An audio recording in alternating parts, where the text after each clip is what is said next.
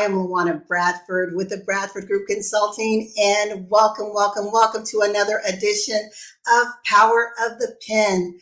I am so excited because we have another amazing guest, Miss Debra L. Morrison, who I will bring on in just a moment. But for those of you who are joining us for the very first time, Power of the Pen is designed to elevate and celebrate the voices of women, whether it's the written word or the spoken word. And this platform isn't exclusive to women. We also have those dynamic men who are coming in to help gird us up and give us hope so that we as women can elevate to the best version of ourselves. This is Mental Health Awareness Month. And we know that mental health takes on so many different forms. And it's so important that we take control of our mental health, but also that we remove the stigma and the biases associated with mental health. We want mental health and the conversation around it to be just as commonplace as we talk about our physical health and well-being. And we have, as I mentioned, a special guest, Debra Morrison, who's going to come on in a minute. And we're going to talk about her book, but we're also going to celebrate all the amazing work that she's doing around the world in helping to gird up people as they go through a new chapter of grief in their life and escort them to recovery, as well as showcasing how they can improve their financial wellness and well-being and sustainability. And before we get started, I want to show you a little video. Debra L. Morrison is a TEDx speaker, best-selling author, and international motivational speaker. She's a recipient of the Marquis's Who's Who Women of Influence Award. A seasoned, life-centered certified financial planner and empowered retirement coach, she partners with people to maximize their return on life, not just their investments. Debra has been featured on CNN, ABC, and MSG's Metro Money Television. She's also been quoted in the Wall Street Journal, USA Today, the New York Times, Business Week, Money Magazine, Ladies' Home Journal, Nations, Business, CNN, Money, Reader's Digest, Kiplinger's, and more. Debra She teaches that it's possible to live in the moment and also save for the future. Known for her easy-to-understand speaking style, Debra combines sage wisdom with refreshing humor.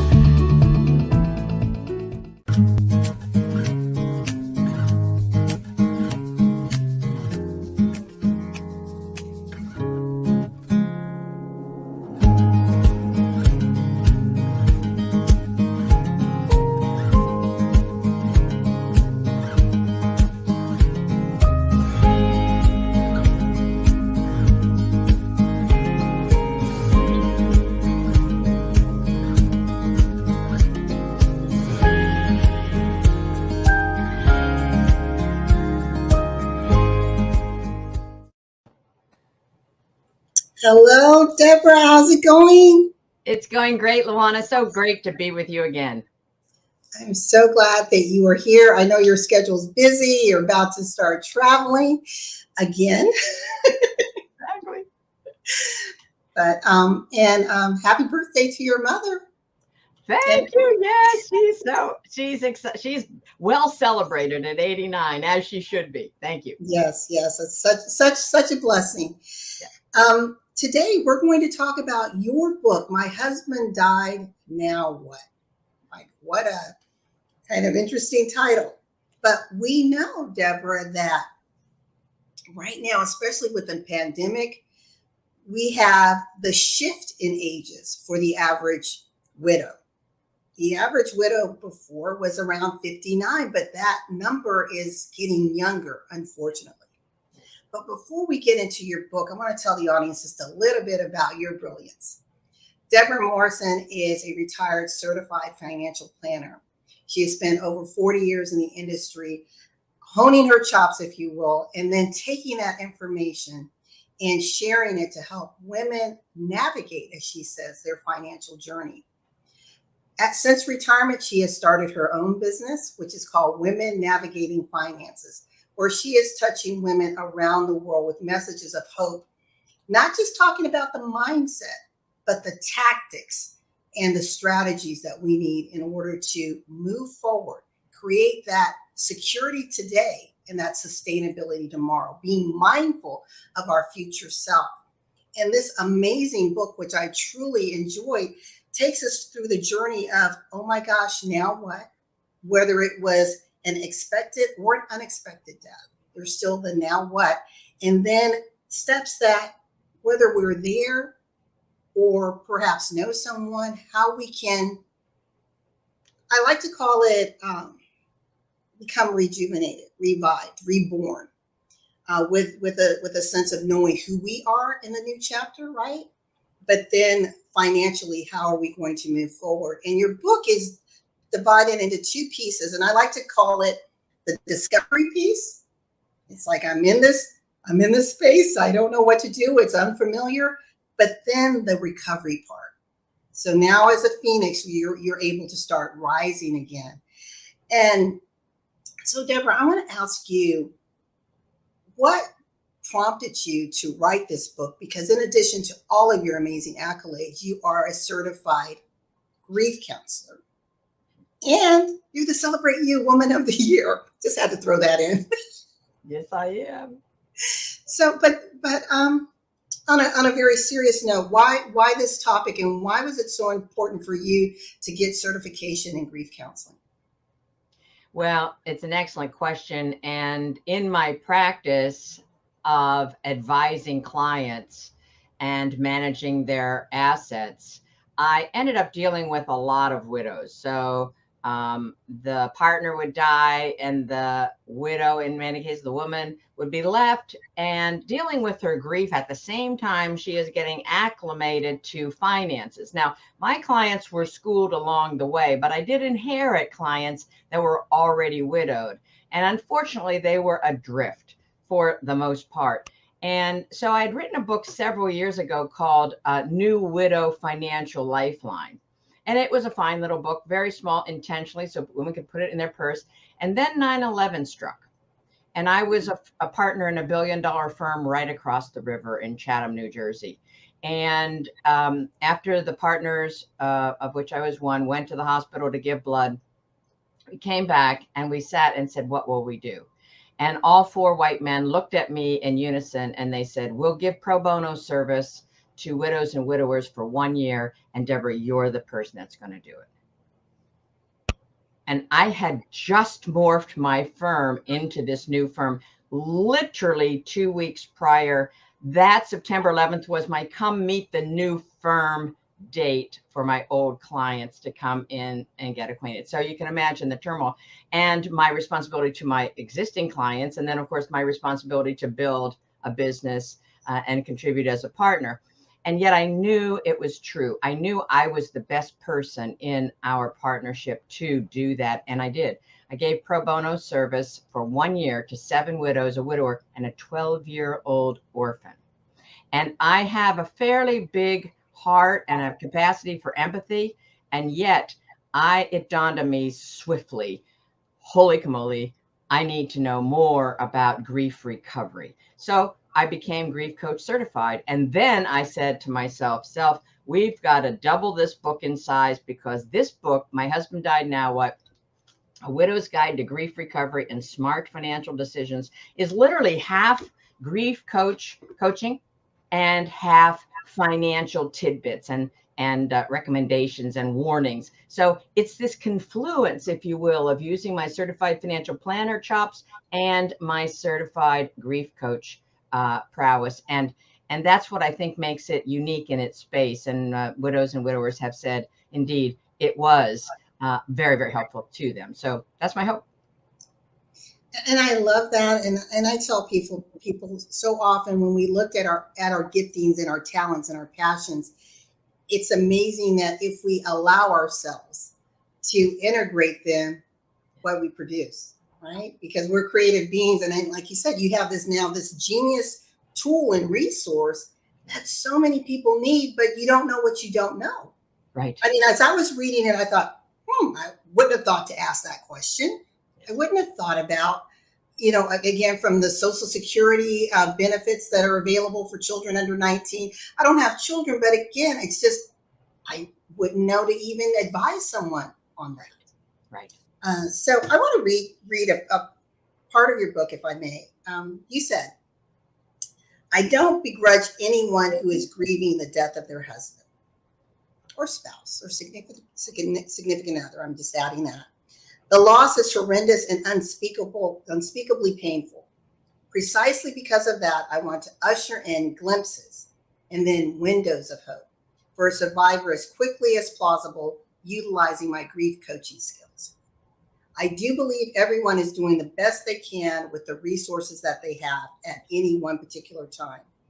And yet I also know there are more and more resources that could help widows take a chance on discovering or creating a more peaceful today and tomorrow. And I just sat in that for a moment, and your wording is so deliberate there, because when we are thinking about the chaos that grief causes in the dark space that we're in, and we're talking about mental health, that what causes people to sit in darkness for so long is they don't have hope. That's right. They don't see a way out. But you're saying, okay, I realize, I'm recognizing you're there, and we're going to try to get you out as quickly and as safely as we can, because hope is so critical. Can you talk to us a little bit more about that? Indeed. And I do understand. I don't understand. I really rarely use that word. Oh, I understand how you feel, because so many people use that, like in the receiving line at the funeral home, like when we had those, and yet, or coming to the house and saying, I know just how you're feeling. Please refrain from uttering that phrase. No one knows what a grieving person is feeling. Let me just toss out a few what ifs. What if they refused to kiss their partner goodbye that morning? What if they had a huge fight? What if that relationship was always fractured beyond words, and yet they put a big face, happy face on it, and they're living this huge reality now of how to bring this together and keep a straight face? You don't have any idea, even if your partner was killed in a car accident on the same route. It is not the same. And so when you are attempting to comfort someone who's in a grief-ridden state, it's best to do less talking and more listening. Yes? It's so much better, if you don't know what to say, to simply say, you know, Mary, I have no idea what you're feeling and how I can help or what to say. And yet I'm here. I'm just going to be here. You might put your hand on her forearm. You might just sit near her or him, and you say, I'm here. And then later on, maybe even in the same day, but later on, we can offer to do particular tasks, LaWanna. So often we say to our widowed folks, oh, call me if you need something. Trust me. People go through various stages, a lot of depression. They are not picking up the phone to say, hey, could you pick up my kid from school because I'm really sick, I got a migraine or whatever. They are not going to call you and say, hey, I need to get to the gym. Can you come babysit? Hey, can you come mow the lawn, because, you know, my husband used to do that. So what I suggest to people in the book and then elsewhere, say, you know, Mary, and I'm just picking a Mary, you know, Mary, I can either come and mow your lawn the end of next week, or I can come and babysit for you and allow you to go to the gym, or I can make dinner for you Tuesday, Wednesday next week. Which would work for you, if any of those? And then she, or I probably give her two, and then she can say, oh boy, mowing the lawn, that would be great. And so now you have something to latch onto, and you are going to be perceived as more of a comfort and a support to her than a person that says, call me. She's not calling. She's not calling. Yeah. And that's so powerful what you just said. And to our listening audience, we are here with Debra L. Morrison, who is a certified grief counselor, author, certified financial planner, financial coach. And we are talking about her book, My Husband Died, Now What?, which is a 2-part book of discovery and recovery, going through the grief process, but then understanding how you can get your financial footing. And you're right, Debra. We often don't know what to say, and we stumble over our words, and we're trying to say something to make us feel better, right? But sometimes it's just being quiet. Sometimes there are no words, but your presence can be so comforting. Exactly. And I love what you said is bringing suggestions to them. Right now. Widow after widow says, I have no idea what anybody said at that funeral home or that memorial service. I remember a few people that were there. And so it's not a soliloquy opportunity. It's not a presenting opportunity for you. Be there in spirit. Now, the hope piece is not something that many widows or widowers, the partner just died and they're filled with this onslaught of activity around them, this beehive, people coming in and bringing food and whatnot. And often coming in, stripping the bed, washing the sheets, and that's exactly the scent she or he wants to smell. So please do not come into a person's house, strip the bed, wash the towels and the sheets and his t-shirt that's lying on the floor. She might wear that t-shirt many a night and be grateful that she could. So anybody that's with that circumstance, in that circumstance, stop anybody from doing that. That's just like something that people don't think of, right? Don't take the cologne and stuff out. Don't be rearranging. Leave things as they are. Because many times the survivor wonders why they're still here. They would rather die. They would rather jump in that casket, because what they feel is their role, their wife, and them as a mother and so forth, and all that has shifted so substantially. They may not have an idea of their own worth. And they may not be confident that they can move forward without their partner.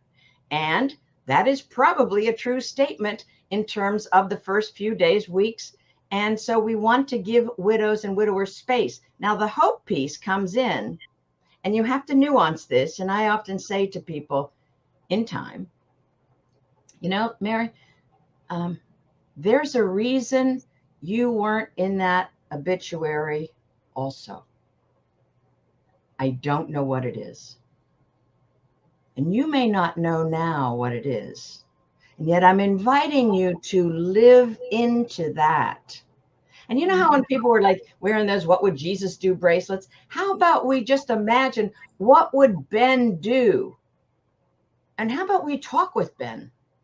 Ben, my God, how could you leave me? You might be angry, you might swear and curse, Ben.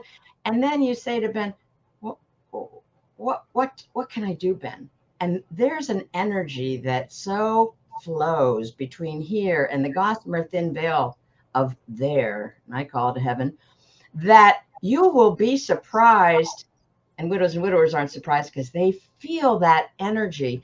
And in essence, I want us to convey to widowed folks, while they feel completely alone and isolated, they will have a team of people around them so that they are not alone. And one of the chapters in my book is widowed yet not alone, right? Now, it helps if people outside of the chief griever, chief mourner, can lend a hand so that they can say yes when we make specific offers. And yet, what ultimately comes out, this is after weeks and months often, without fail, literally, widowed people say, Debra, the worst thing that ever happened to me turned out to be the best thing. Now, this is going to have a lot of widowed people, shrieking. And yet, to the extent that they do not allow their partner to go out the door again without a kiss or a goodbye or a "I love you," they do not take life for granted. And in that regard, we have given that surviving partner a new venue to create their next chapter. And often it is blossoming beyond words within months, if not a few short years. And there's the hope. There are people that have gone before you, and there are organizations worldwide, certainly, that have this cadre of people that have suffered deaths of every kind, suicide including, COVID included. You are not alone, however lonely you may feel. It's beautifully said. Um, I smiled at this particular part of your book. It's called Aisle 7 in the Grocery Store. And you said it's possible to be assaulted with free-floating insensitivity in aisle 7 of the grocery store as a friend speeds by you with her cart, head turned away and not even greeting you, while you stand staring at your husband's favorite cereal on the shelf. Speaking of aisle 7, be prepared for any of your friends to scurry like young rabbits to a different aisle in the store when they spot you at the other end of the aisle. If that reduces the number of rude comments, all the better. Yet seriously, you need connection. So it's hurtful. I'm sorry. What causes, and I haven't experienced, death of a spouse, but I have gone through divorce, and I noticed that I did experience the aisle 7 moment, right? It's like, hello, I see you. They're ducking. Why? Why is it so difficult for us just to pass by and just smile or give a nod and keep going? It defies logic, LaWanna. I mean, it's like it's contagious. If we happen to say, hello, Mary, then we're going to be the next widow or something. It's like, it's so nonsensical. Now, USA society, horrible time dealing with death. A lot of other cultures, African cultures, I mean, the whole family is together. It's a very unified and very, very ceremonial time, and people aren't alone physically, probably at all. Maybe they want to be sometimes. So we in the United States have a lot to learn about dealing with grieving people, death in the first place, and grieving people in the second place, such that I want us to then be beacons of example to all the other people that may be friends with this one of our friends who's lost their partner. So we can be the beacon of hope, and we can be the point person, if you will, because we kind of need coaches to help the masses understand and be present with the chief griever. And you mentioned before, the chief griever ends up being the comforter to all the other people who apparently represent a need to be comforted themselves. Now, isn't that an oxymoron? So I gotta just pause right there. This is not funny, but yet it is. When you said that, I remember the first time I went with my mom to visit a friend who had just lost her husband. He died suddenly of a heart attack. And she said, I want you to come with me because this is just a chapter of life. She sat me down. She's like, I need you to be strong because the woman will need your support, and just smile and say I'm sorry, but just be there. She goes, I know you typically can be very weepy, but try to hold back your tears as much as possible. And I said, okay. The moment the lady opened the door, my mom broke down. Suddenly everyone in the room is there consoling my mom. And that has stuck with me forever. It was the funniest thing. Exactly. It's so often the truth. And so I write this hoping that women survivors will read it and think, I'm not the only one that has to carry the entire mantle. This happens with mothers I keep saying mothers, and I'm not trying to exclude the guys, but the mothers with children, right? So that, especially children that are attempting to figure out when's daddy coming home? When's daddy coming home?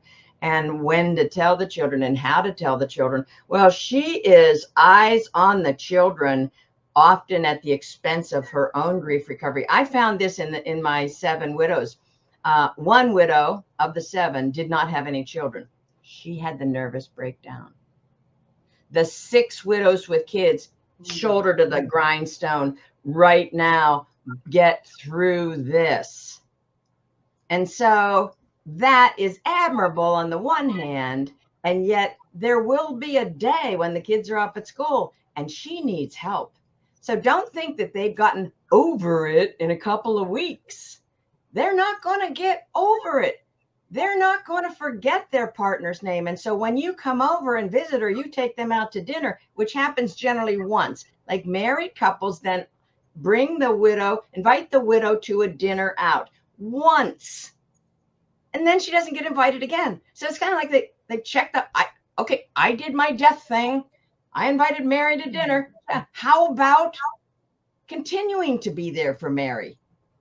And so what I also want to point out is that we want to speak the decedent's name. There's nothing more comforting and warming to the surviving partner's heart than to have someone say, you know, Ben and I really had some good talks together. I remember Ben, he could tell a joke like nobody else. He lit up the room.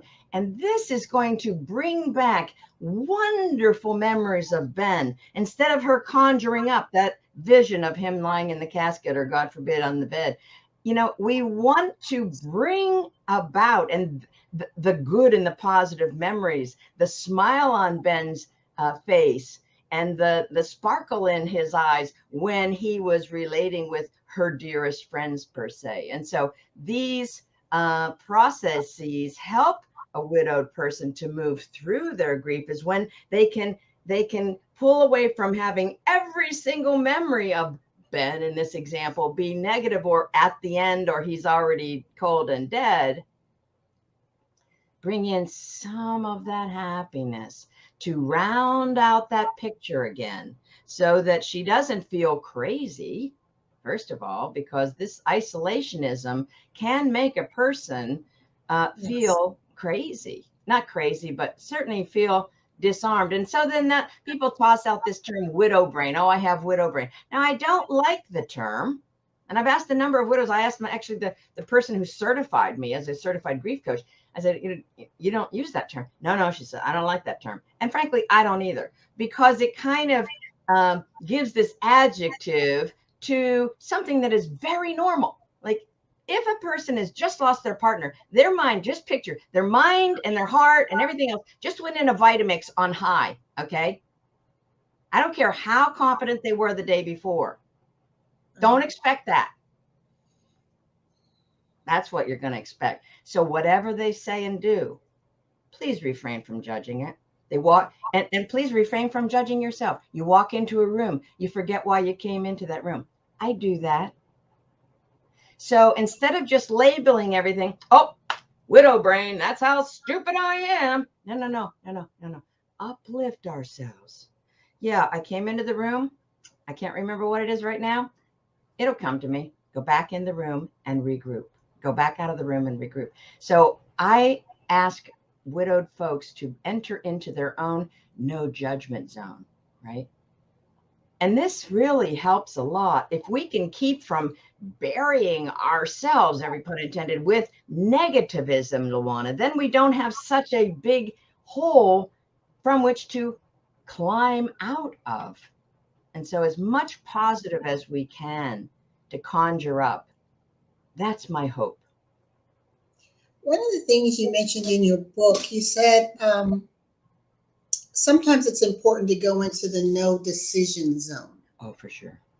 So can you break that down to us, and why is that so important when we're in this emotional angst? Yes, exactly. And we know from neuro-linguistic programming that when intellect is high, emotions are low. It's like a teeter-totter, and vice versa. So when death occurs, and it doesn't even matter if it's kind of expected, it's always shocking, right? And it's highly emotional. And then people start thinking about, oh my God, I got to pay the funeral home. Oh my gosh, I got to pay that. And who paid there's the electric pay. Jill. No decisions need to be made. Every funeral home will wait. It's not their first rodeo. So the point is, there is 0 sense in any of our states of life. Even non-grieving people should never smush together intellect and emotions. You should do one at a time. And especially people that are sideswiped and whacked across the head with a highly charged emotional event like the death of a partner. And so I want us to grieve, and grieve fully. I want us to cry. Tears are a shower for the soul. We've got to feel to heal. And people, like, I just posted a post on Facebook, and people were like, he's been gone 7 months. will I ever stop crying every day? And I write back and I say, yes. And there's no stopwatch on it. You cry until you don't have any more tears to cry.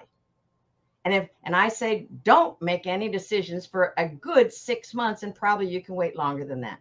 And you will be barraged, unfortunately, by a lot of commission salespeople that want to pounce on you, if you're a widowed person, to make a big financial decision that's often irrevocable so they can earn a big fat commission. And that is particularly why I say no decisions for 6 months, because hopefully within the 6 months, you're going to gather a group of professionals, whether it's the same ones that you had before or different ones. And if the advisor you had before never listened to you, change the advisor. Because you need to have a relationship in which you can express your vulnerability, or, you know, this about money, but whatever that term was that you just said, I explain that. That's the relationship you want. So you'll build that. You'll ask some friends. You'll look at sources on the internet for, I prefer fiduciary financial planners. They don't have any commissionable interest in the game. And get yourself grounded with a professional support team, and family and friends around the side for emotional support. But to rationalize a decision, or to even make a decision like, oh, I'm going to have to sell the house, I'm going to have to move, I can't afford to live here. Time out. Maybe you can. I have a whole chapter in the book, Finding Lost Assets.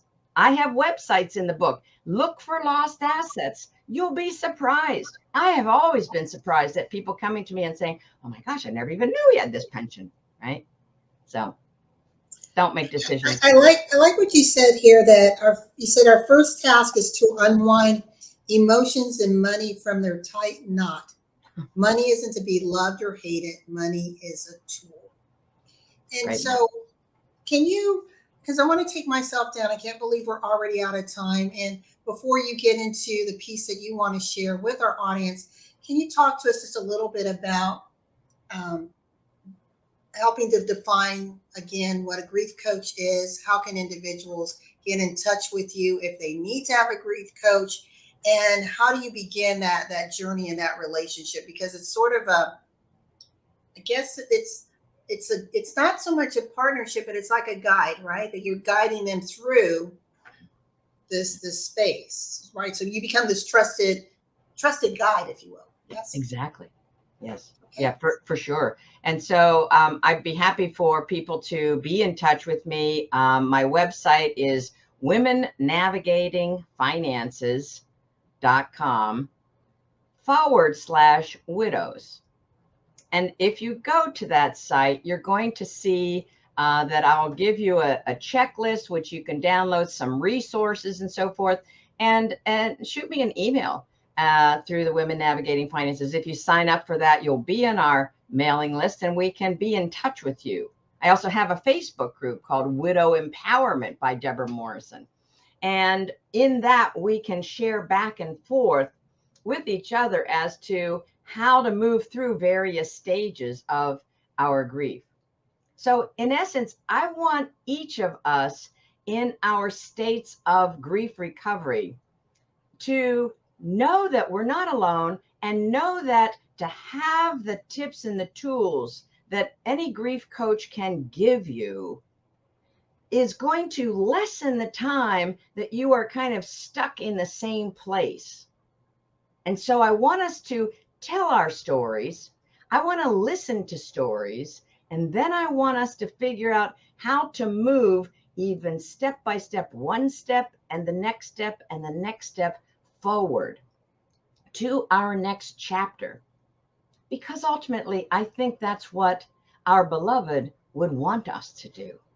Yes, there's a time for grieving, and then there's a time for grief recovery. So I see on the Chiron, which will change, womennavigatingfinances.com/widows.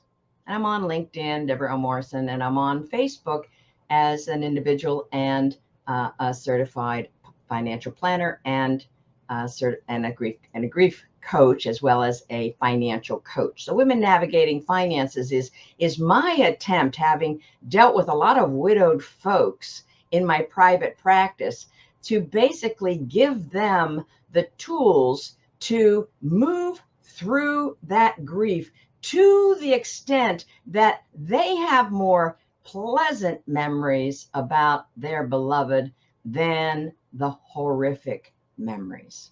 And it's with that they will be lifted up and reintroduced to the same qualities with which they operated before the death. And then they will address those same propensities and qualities with a new perspective, a very different perspective. And the emphasis will be on the right syllable. The emphasis will be on living every day. And I don't want us to put a stopwatch on that, because it's different for every person.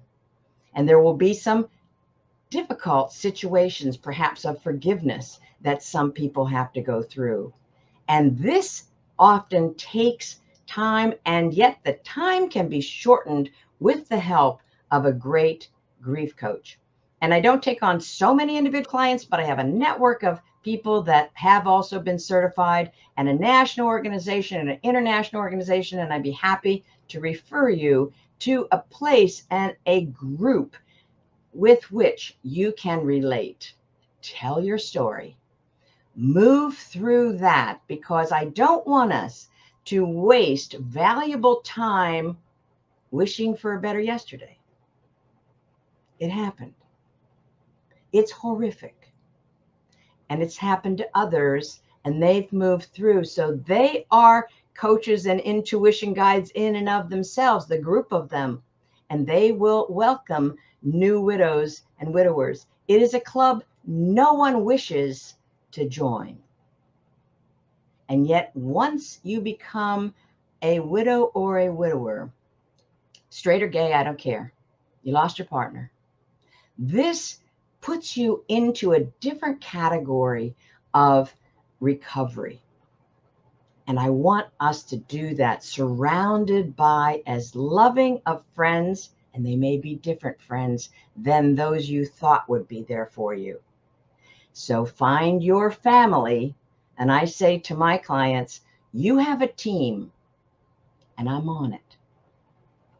I don't ever want you to feel alone. I love the time with you, Deborah. This was such a needed conversation.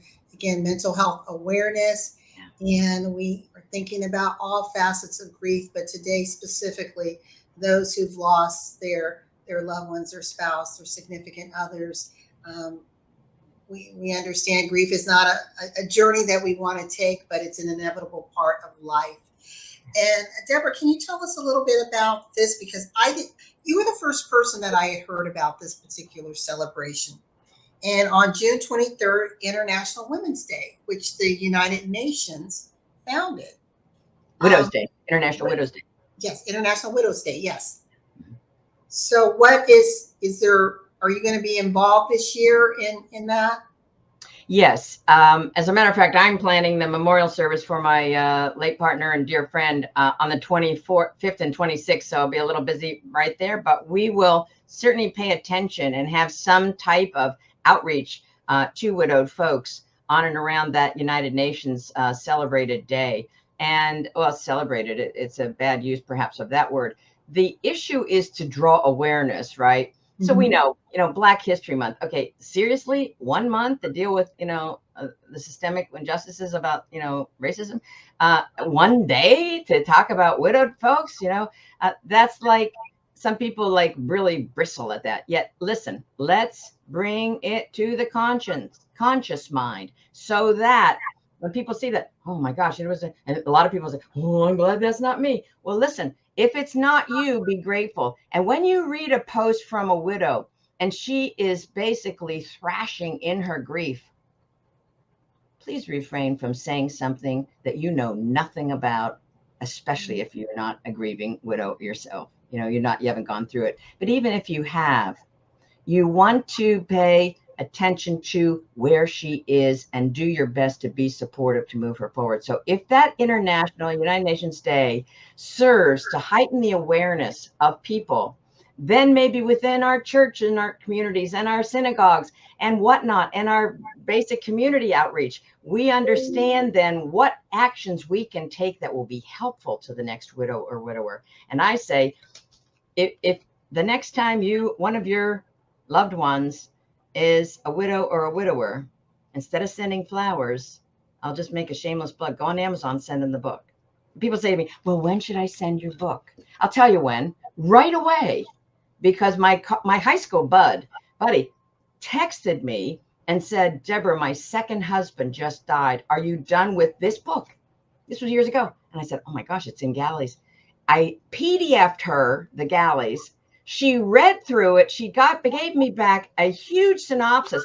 On page 48, you nailed it. On page 77, exactly what I was going through. Now, this is, music to an author's ears, that their book is landing for people. But do not think you understand when that widow is going to read that book, because she's probably cleaned the house 4 times already today. She may be climbing the walls, and this may be of comfort. So don't you be the judge. Allow her to sit it on her shelf if she's not ready. And if she's ready, allow her to read it right then. Thank you so much, Debra Morrison, for joining me on Power of the Pen. For those that are watching, if it's you, if you know someone, take time to go to Amazon.com and get the book, My Husband Died. Now what? Debra, can you show it again? Yes, indeed. And basically, as I say, this, I got my Post-it note on there. There we go. This is, as I say, this kind of, this life preserver is real. We want to be present with people because they can have suicidal thoughts. Yes. And that's why we want to also be physically present. It's like, okay, this is natural. This is normal. And so, I could go on, and we will in probably as we approach that June date. You don't want to just jam over a tissue box, because that connotes stop crying. I'm uncomfortable with your crying. You see, there are nuances. And we'd be wise to appoint some time, set aside some time and read this book or some others so that we are supports to our dear friends. Well, thank you again, Debra, for joining us on another edition of Power of a Pen. To our listening audience, thank you for tuning in. We come on every Sunday at 2 p.m. And this month, the salute is to authors that are focused on mental awareness, mental health. Remember that we can change the narrative. It starts with us, shifting those biases, shifting the stigma, and being okay with the feelings, right? Being okay with the feelings. And just remember that you're not alone. So until next time, we pray for you and your families. Be safe. And thank you again, Debra. Thank you. Good night, everyone.